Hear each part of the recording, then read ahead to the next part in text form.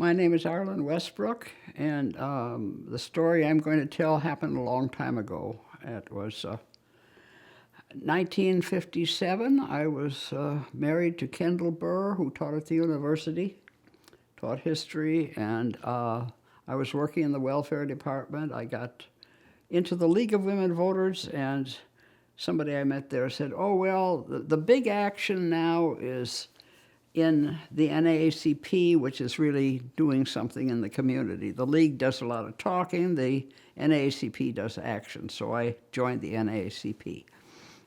And what happened was that Kendall was offered a one-year appointment at Amherst College, and we owned a house on Herrick Avenue, Delmar, and we wanted to rent the house because it was a one-year appointment and move over there for a year. But there was a complication because we were moving into a building that was under construction, and it couldn't be occupied by two people until about a month after he left, after he started teaching. I was approached by a woman I knew in the NAACP, a white, I can't remember, a doctor or a lawyer, and she said, are you renting your house? I said, yes, and I think the rent was $125 a month those days, a 5-room house. And she said, there's a doctor coming to town, and he's looking for a place to rent. And I said, sure, that sounds good. And she said, but there may be a complication. This is a colored family. Would that be a problem? She said to me. And I said, well, I'll check with my husband and get back to you. And I checked with Kendall. He said, this is not Mississippi. There should be no reason for not renting to anybody. Now, this is 1956, 1957. There was no law against discrimination of any kind in this country. And actually, later I learned that there were restrictive covenants in Delmar that said you cannot sell your house to a black person, and I heard even Catholics and Jews were discriminated against in Delmar, a suburb of Albany, and but I learned that later. So not seeing any kind of problem, I said, sure, let's meet the people and see if they like the house.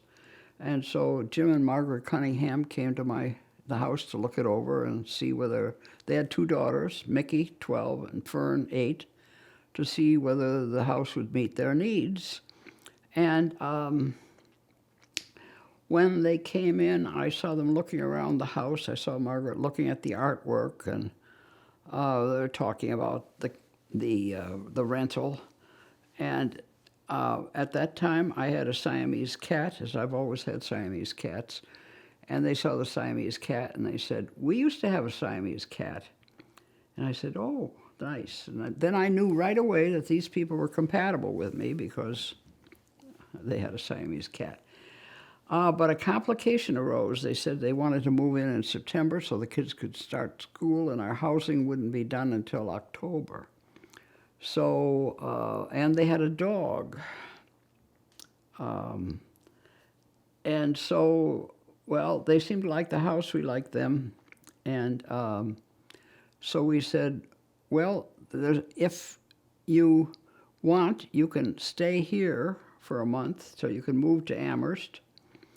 And I'm not used to living with a lot of people, so they seemed like nice people, so we worked it out so that I stayed with them for a month. And then a question of logistics, who does the cooking? Well, not only was Margaret a great cook, international cuisine, but also she was cooking for her family, so I said, I eat everything, so I will, I'll be happy. So I paid them for the meals and so on. And then during that month, they were a very musical family, very artistic, very cultured, and we became good friends. And I hadn't thought much about renting to a black family in Del Mar, or that Del Mar of 12,000 people was an all-white community. And then I began to hear, what have I done? You know, what have I done? The question arose of some places in Long Island, somebody put a burning cross in somebody's yard. And then I became nervous. The Cunninghams were welcomed by the Quakers, the Unitarians, and the Methodists in this community. And I think that they did not feel any overt kinds of problems. A couple of people did speak to me. The neighbor across the street said, well, I'm selling my house, and what you've done is going to lower my property values, because that's the rumor in those days. And actually, they sold the house for what it was appraised at, so there was no problem with that. And then somebody said, well, what about intermarriage? And I said, I mean, here I am in this house with a married couple and 2 children. I said, intermarriage? Who's getting married? Well, people get married and then they have children. And I said, well, in a mixed marriage, the children will be labeled as black, and they will be black children, and that's who they will be. So I don't see that affects me at all. And then I moved back. I moved over with Kendall to Amherst and spent the time there. But I had really fun living with the Cunninghams, eating good food and listening to music and making ice cream, homemade ice cream, and et cetera, et cetera. And during this time, I had always kept a journal as a way of keeping my head straight. And Margaret also was a journal keeper. And neither of our husbands knew that we were keeping journals. And we didn't tell each other we were keeping journals. Everything was very secret, but we wrote our thoughts down. And what we did was, well, okay, I spent the 9 months or whatever it was at Amherst, and then the Cunninghams were still in the house. What are we going to do? Well, we knew that we all got along, that we had become friends. And they were having some difficulties finding a place to buy in Del Mar. I mean, they ran into realtors refused to show houses to people because they were black, et cetera, et cetera. They were told, go live with the black people, that kind of thing. So there was a period of time when we all shared this 3-bedroom house. And we had a good time. We had fun, and we became close friends. And then Margaret and I, we started talking. Well, sometimes there are barriers to relationships, and people don't talk to people for various reasons, but Margaret was a very warm and open person. And so we talked a lot about everything and shared our ideas, and we became fast friends. And that friendship lasted a lifetime, actually.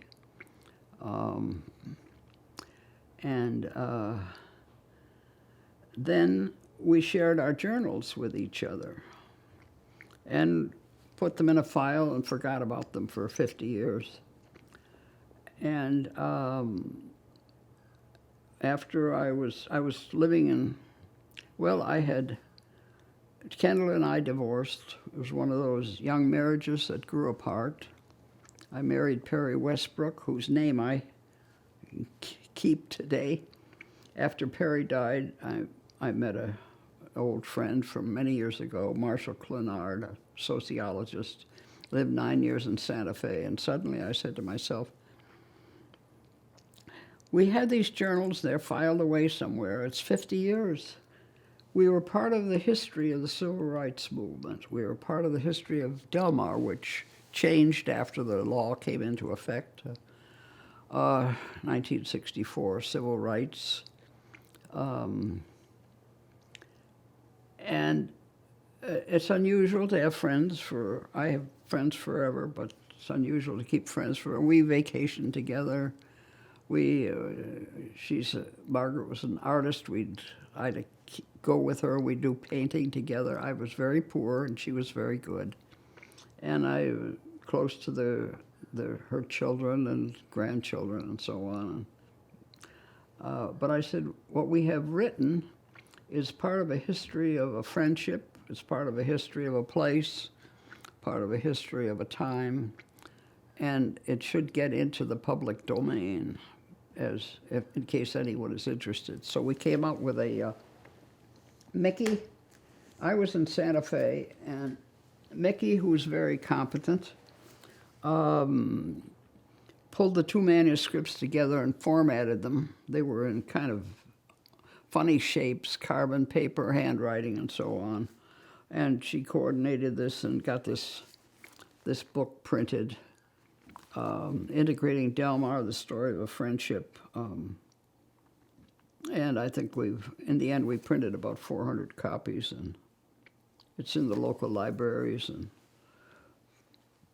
people bought it. We didn't do it to make money, we did it to break even. And to get this, we felt the story into the public record as part of a historical document. The covenants, I went back to when we were writing this book, I went back to, did some research in the county clerk's office to look at some deeds from that period. And I found some covenants, and they said, you cannot sell to like undesirables unless they live in your house as a servant. Well, that tells you what it was. And then I did some research on the history of restrictive covenants. There was, for example, in Seattle, you could not sell to any Asian, any Ethiopian, or any black, or any Jew, or any. There was a lot of discrimination against Chinese and Japanese people out in the West. You could not sell to them, and realtors were all went along with this, and it was part of the myth that of a fear of the other, fear of somebody that wasn't exactly a white Anglo-Saxon Protestant, and maybe some of that still resonates today in America. We're afraid of anybody that's a little different, but America is not. America has changed from what it used to be, which is what it's supposed to be. The melting pot is more melted than it used to be. There's a little something about my background. I grew up in a suburb of Milwaukee, of 400 people, all white, upper middle class. This high school I went to was, we had a few tokens. There was a Filipino boy there, and maybe a couple of Jews, but it was a very segregated kind of upbringing. And it wasn't until I went to the University of Wisconsin that I met people from other countries or people from other races. But what happened to the Cunninghams? They did not, and Mickey knows. Well, I know this from an adult perspective. Mickey knows it from perspective as a child, but their choices at that time were where to live, Arbor Hill or the South End. These were slums with poorer schools. They were somewhat dangerous. These were segregated. And both Jim and Margaret had lived in Alaska in a integrated life with people from all races and the Eskimos and so on. And they did not want, and good schools, they did not want their children to they wanted good opportunities that their children deserved, which Delmar could offer. A good school, a safe place to live, nice settings, trees, grass, safe, and so on.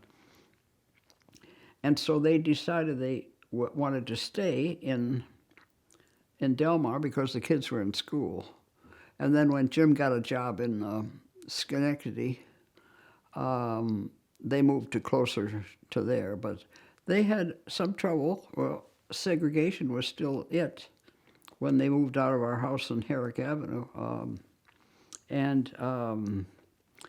They had some trouble finding a place to buy. They bought on Borthwick Avenue near the library. And even in Schenectady, when they moved to Schenectady, I forget what year it was, but realtors and sellers and so on sometimes were unpleasant, uncooperative.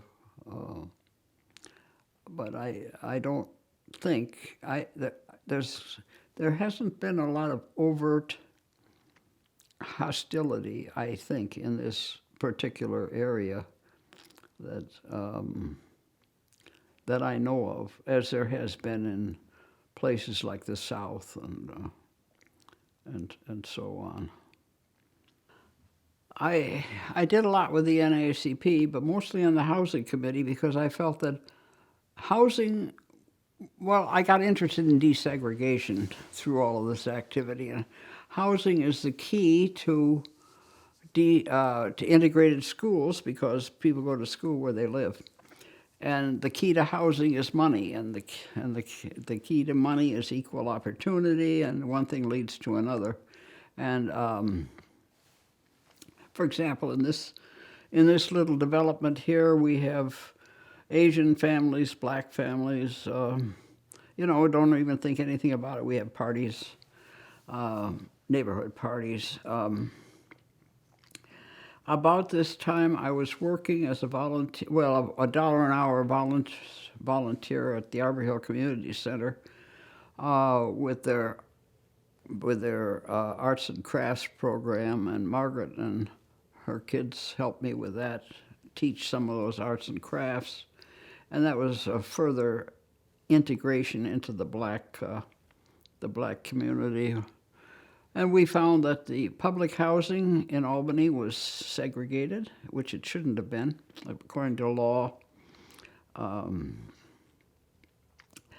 And then, of course, the war came along, the Vietnam War came along, and I got involved in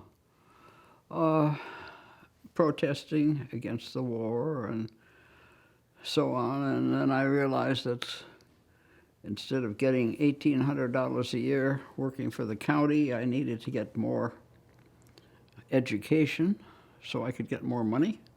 So I went back to school and got an MSW and married Perry Westbrook, and he had 3 adolescent children at the time and helped raise them, and then we adopted 2 kids, a Tibetan war orphan and an American Indian. The Tibetan was 10 and the American Indian was 5. And I guess basically they were tokens in the school in Voorheesville, which might have been hard on them, but at least they had an opportunity for a good education in that school. And so life went on, but